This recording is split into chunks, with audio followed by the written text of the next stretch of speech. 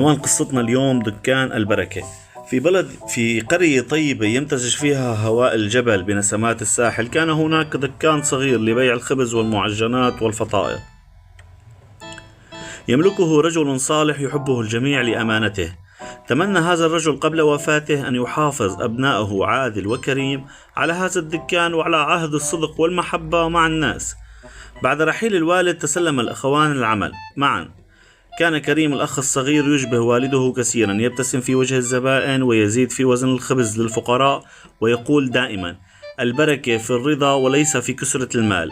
أما الأخ الأكبر عادل فكان رجلا طموحا بشكل زائد، يبحث عن الربح السريع ويرى أن أسلوب شقيقه في التجارة هو تضييع للمال والوقت.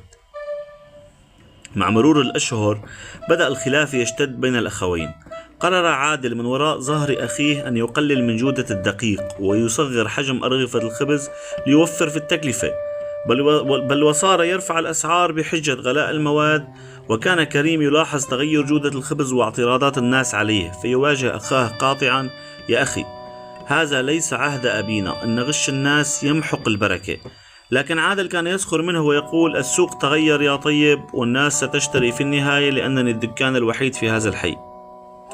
وذات ليلة قرر عادل اتخاذ خطوة أكبر،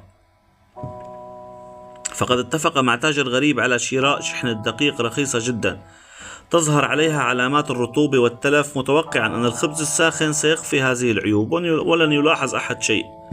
في الصباح التالي خبز الدقيق الفاسد وامتلأ الدكان بالزبائن كالعادة. كان كريم يبيع وهو يعلم بسر الشحنة، بينما عادل يجلس وراء طاولة المال وهو يبتسم بغرور لرؤية الأرباح تتضاعف. لكن قبل حلول المساء بدأت الكارثة.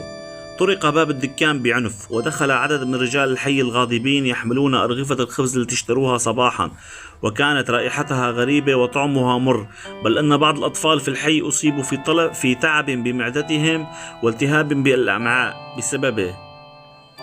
وقف كريم مصدوما ونظر إلى أخيه عادل الذي اصفر وجهه وتلعثم لسانه ولم يعرف بماذا يجيب.